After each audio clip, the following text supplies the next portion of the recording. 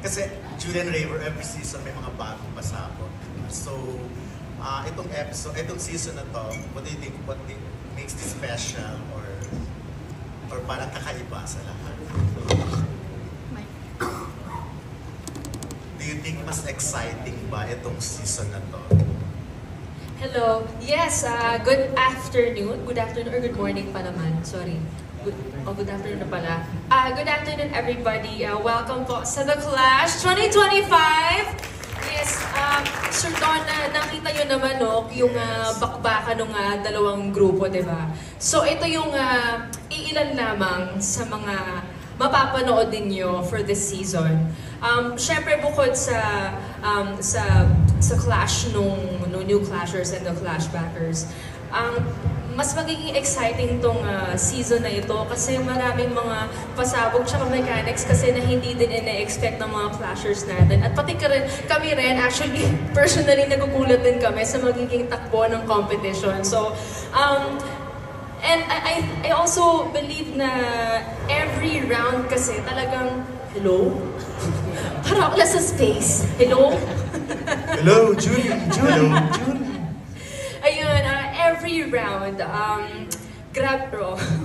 every round kasi, talagang alam namin na binibigay nila yung 110% nila palagi sa mga bawat performances nila. So, kami lagi naming ina-expect na magiging fresh, magiging bago, at talagang mapapawaw yung Clash panel namin.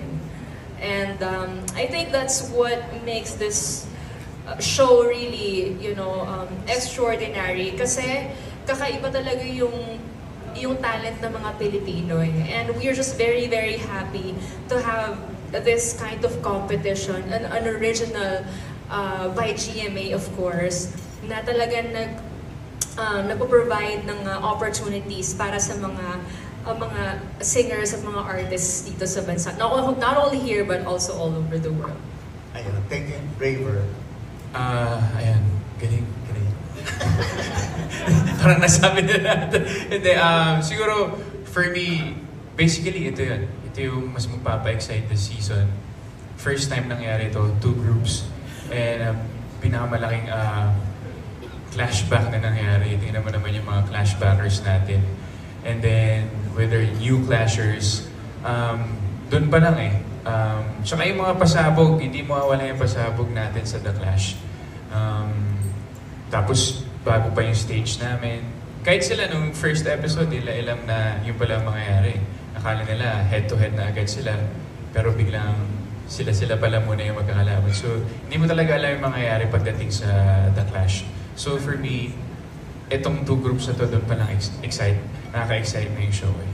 So, base sa nakita nyo kanino kayo mas na-impress? Sa mga bago or sa luma? Hindi yun ang tanong. But equally kasi po, talagang, I mean, kasi kami, we really try to keep the balance as Clash Masters talaga. So, talagang, lahat kasi talaga sila magagaling equally. So, talagang, depende talaga sa Clash panel. Oo. Kung sino ang bet nila. Ayoko na may compare agad ngayon pa lang, di ba? Parang namimili na tayo kung sino mas magaling. Pero kayong dalawa, bilang mga host, paano kayo nakaka-react or na yung mga journey kasi nila, di ba kakaiba rin?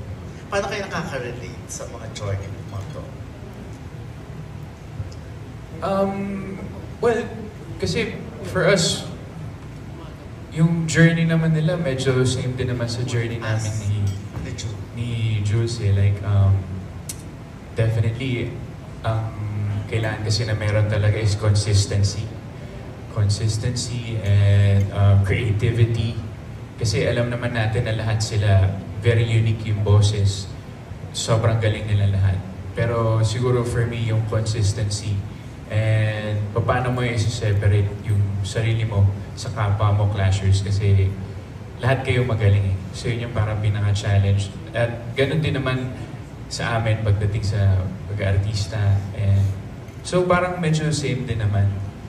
Yes, and Kami kasi, parang we all have stories to tell din. As Clash Masters, meron din kami personal mga experiences ganyan. That's why, as much as we can, we really try to, you know, like, share kung ano man yung mga na-experience namin nung nag-uumpisa pa lang din kami. And we really want to, like, you know, encourage them para talagang ma-reach nila yung mga goals nila. And syempre, huwag silang susuko kahit anong mangyari. So yung pinaka-advice ko sa kanila.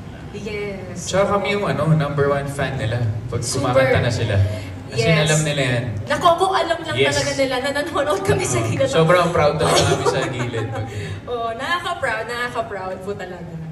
Yun, hindi lang siguro nila nalalaman, pero nandun lang kami sa likod na talagang nanonood, nakikinig sa kanila. And kami, sobrang fans kami talaga ng mga flashers na Oo mga nga, Black. kanina nga, habang kumakanta sila, talagang all ears kayo with matching holding hands and parang feeling nyo. Kala ko nasa music video kami. Oo nga, kala ko nga Ang ganda wedding, ng mga boses. kala ko nga wedding reception di ba? Kasi ayan, thank you. Wait, last na lang, happy to see Jong Madalita kasi nakita namin siya nung una pa lang na nagsimula sa GMA. Thank you. Special mention. Yes, this is the media hall of... Alright, moving forward, we have Miss... Sorry, is this a Mr. Sandy Caguran of Random Republica. Hello? Hi, Miss Sandy. Hello, good afternoon. Hi, good afternoon. So my question is for Sir Christian Bautista. So, hello po. Ayan. So, this season, may new clashers and clashbackers. Ano ang mabibigay ninyong advice sa new clashers? And kung same lang ba or may iba kayong advice for the clashbackers? Yeah. Ang advice na mabibigay ko sa new clashers and to use this platform, this contest to really show the Philippines and the world what they've got.